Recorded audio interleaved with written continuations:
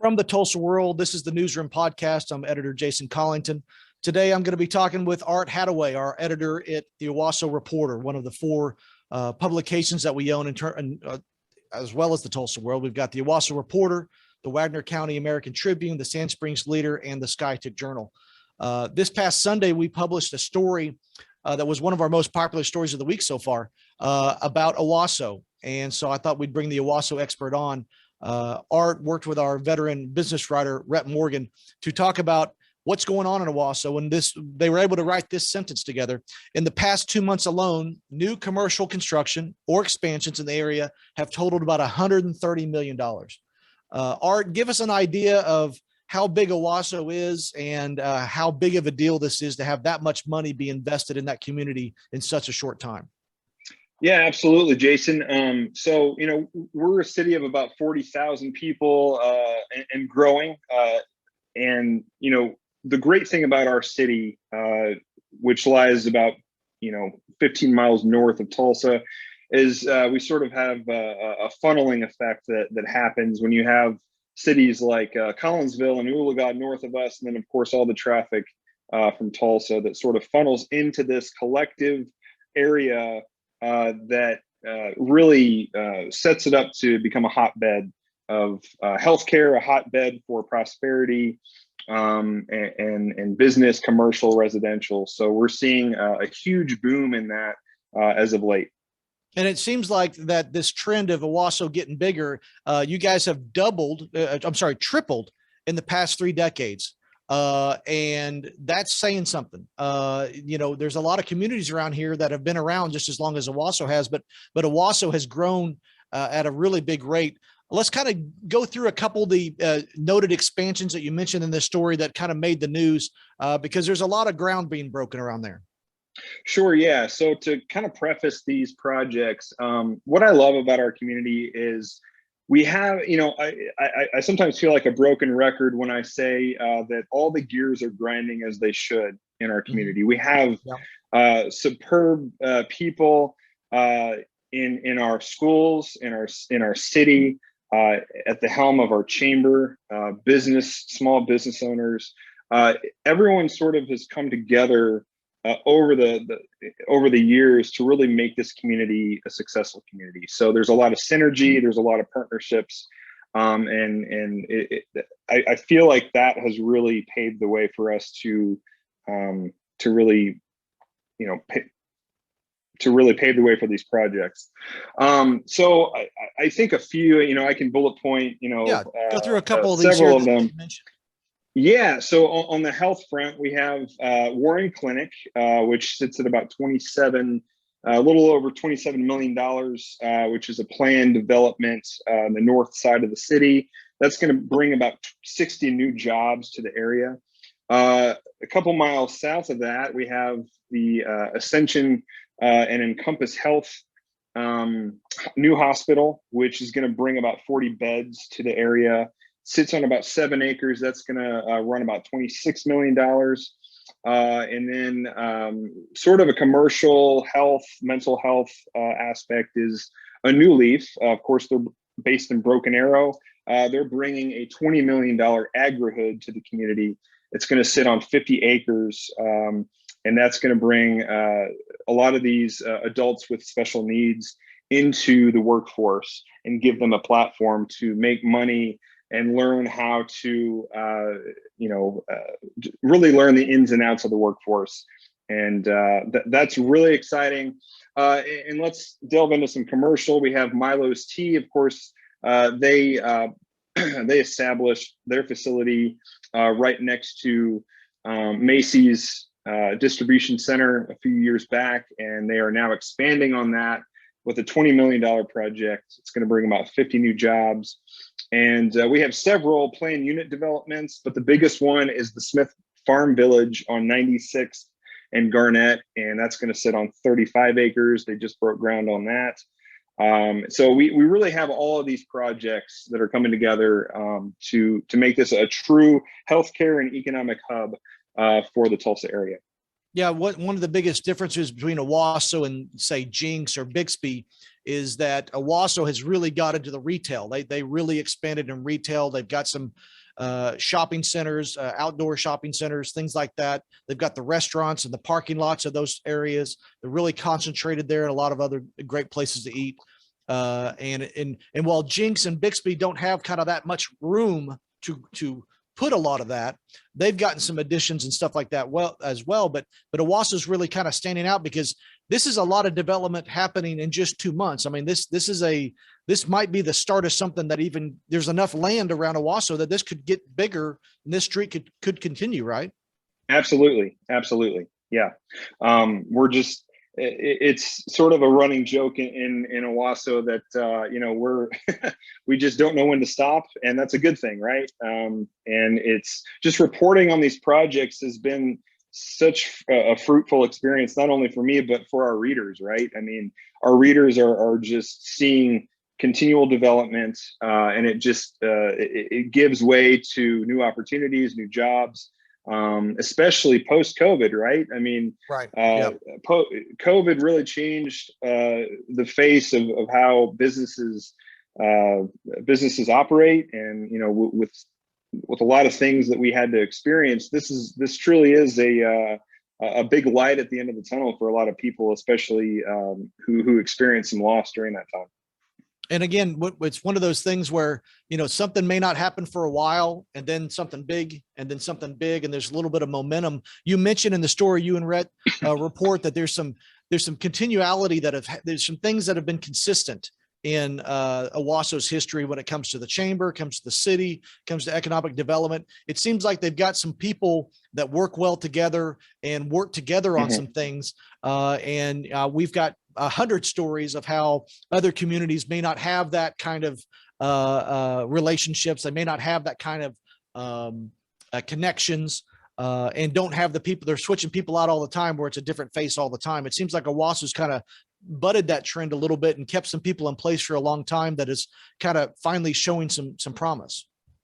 Yeah, Owasso knows how to choose people, the right leaders in the right places for sure. So a lot of people know by now, but a lot of people probably don't. So our longtime Owasso Chamber president of nearly 30 years retired a few weeks ago. So in place of him is now Chelsea Levo Fury. She's been at the helm of the city of Owasso's economic development department for several years. And so what's happening is the Owasso Chamber is now absorbing the city's economic development plan, which they put in place several years ago. And what this plan does is it specifically identifies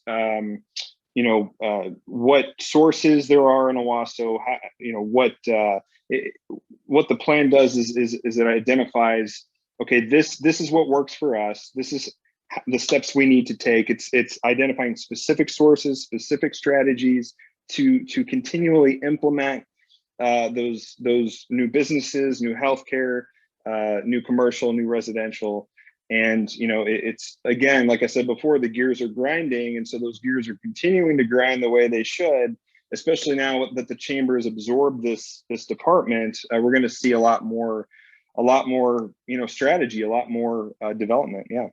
Yeah, and again, you mentioned a little bit. There's also some residential development happening there. I know that we had just written about a large area that's going to be rented homes.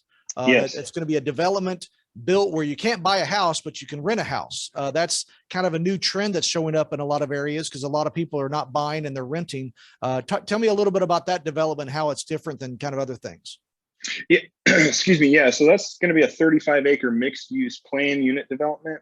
It's sort of in the heart of the city, and what that's going to do is that's going to provide. I don't remember the specific amount of houses. I think it's somewhere upwards of maybe 60 to Yeah, 70 that sounds rental right. homes. Yeah. Yeah, for single families, families with maybe one or two kids, single guys, single gals who come into the city, some professional workforce individuals who can really take advantage of that. And so if you could sort of picture on the inside of this development is where those houses are going to be. On the external part of the development, you're going to have commercial. You're going to have all of these commercial developments surrounding these homes, and it's going to be it's going to increase walkability. It's going to increase mobility in that area as well.